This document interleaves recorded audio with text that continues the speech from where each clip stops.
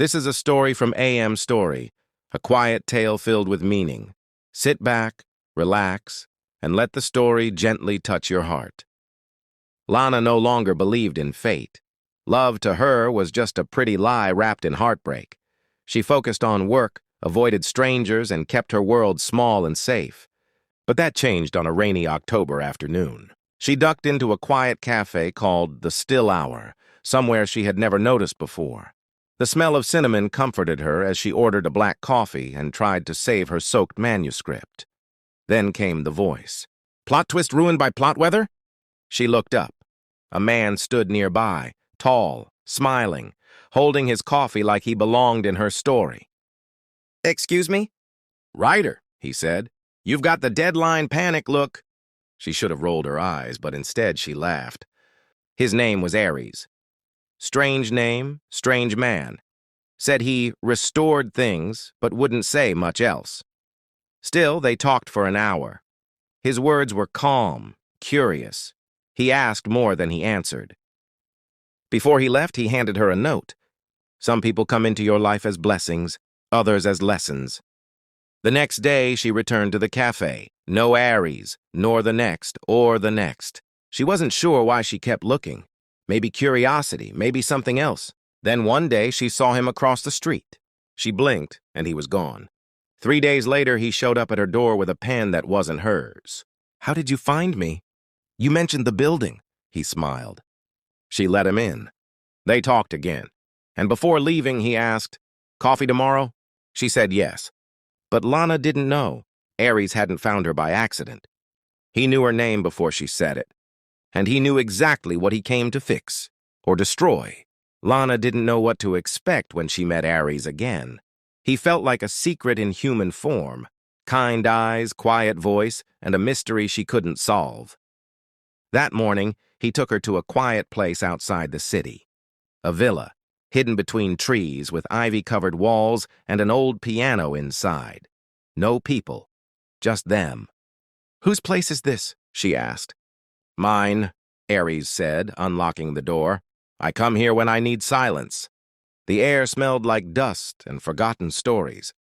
Lana walked through the hallway, touching old frames and bookshelves.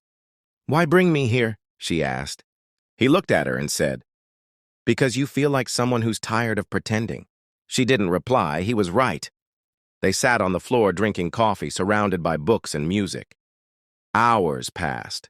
She told him things she hadn't said aloud in years, about her father's death, her ex who cheated, the novel she never finished. Aries listened, never judging. "Do you believe people can change?" she asked. "Yes," he said, "but change always comes with a price." Before they left, he handed her another note. Just like before. "The past isn't behind you. Sometimes it waits ahead." She smiled. But deep down, something in her chest stirred. Why did his words feel like warnings? Back at home, Lana couldn't stop thinking about the villa. Or Aries. He felt like a puzzle she wasn't meant to solve, yet couldn't walk away from.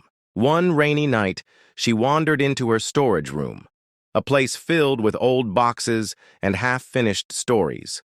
She pulled out an old journal, something from her university days. It fell open to a page she didn't remember writing. But there it was, her name. Aries, and a scene exactly like the one in the villa. She stared, heart racing. How could she have written that? She flipped through more pages, dates, memories, conversations, all familiar, yet impossible. They matched things she never told anyone, things only Aries knew. Her hands trembled. Had they met before? She sent Aries a message, no reply. Later that night, she looked again at the last quote he gave her. "The past isn't behind you. Sometimes it waits ahead." Her pulse quickened. What if this wasn't fate? What if Aries came from a past she had buried and forgotten? 3 days passed, no word from Aries. Lana went back to the villa, desperate for answers. The house was locked, dustier, colder, like no one had been there in years. She broke in through a window. Inside, everything was exactly as before, except the piano. One key had a name carved into it, Elian, her father's name. She staggered back. How did Aries know that? On the wall nearby hung a faded photo, a young Lana, and beside her a man, not her father, but someone older. He looked exactly like Aries, but the photo was dated 20 years ago. That made no sense. Was it his father? A brother? No. The eyes were the same, the smile. It was Aries. But how? Her hands shook, her breath quickened. Was he even real? That night she couldn't sleep. She stared at the photo again. And deep down, a cold fear settled in. Maybe Aries wasn't someone she just met. Maybe he was someone who had never really left. He showed up at her door the next morning. "I owe you everything," he said. She stepped aside, silent. They sat, no small talk. "20 years ago," he began, "your father saved my life. I was lost, violent, reckless. He took me in." Lana blinked. "But you look the same." "I don't age normally. It's rare. A condition, or a curse." "I stopped counting birthdays." She didn't speak. "I made mistakes, big ones. I hurt your family, Lana, not with violence, but with silence. I knew things. I kept them hidden. And when your father died, you disappeared." He nodded. "I was ashamed." Lana's heart cracked. "So you came back? Why?" "To tell the truth, to fix what I can, and because—" His voice trembled. "I fell in love with the little girl who once handed me her drawing and said, 'Don't be sad, mister.' I waited until you were grown, but I shouldn't have come back." Lana's eyes filled with tears. "You watched me grow up?" "I stayed away, but I never stopped watching." She stood shaken. "You should leave." Lana didn't answer his messages. She threw away the journal, the quote notes, all of it. But every time she tried to hate him, her heart ached worse. She remembered how he listened, how he never judged, how he made her feel seen. But the truth was a wound. He had known her since she was a child. He should have stayed gone. Yet, one night she found herself back at the villa. Aries was there, waiting, sitting on the steps in the dark. "I just want to say goodbye," he said. "No more quotes?" she asked bitterly. "No," he said, voice soft. "No more pretending." He handed her a letter, old yellowed. It was from her father, written to Aries. "If anything ever happens to me, watch over her, but only return when she's strong enough to choose her own truth." Lana couldn't breathe. Tears streamed down her cheeks. Her father had trusted him. Maybe she could too. Weeks passed. Lana didn't see Aries. She started writing again, but every sentence felt like him.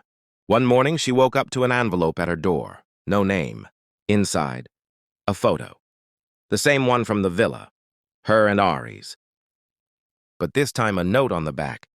"If you still feel anything, meet me where we first met." She went to the still hour. He was there, standing by the window just like before. "I thought I'd never see you again," she whispered.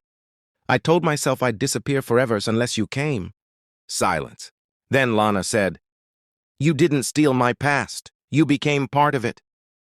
He looked up. "I can't unlove you, Aries, even if I want to." He stepped forward, unsure.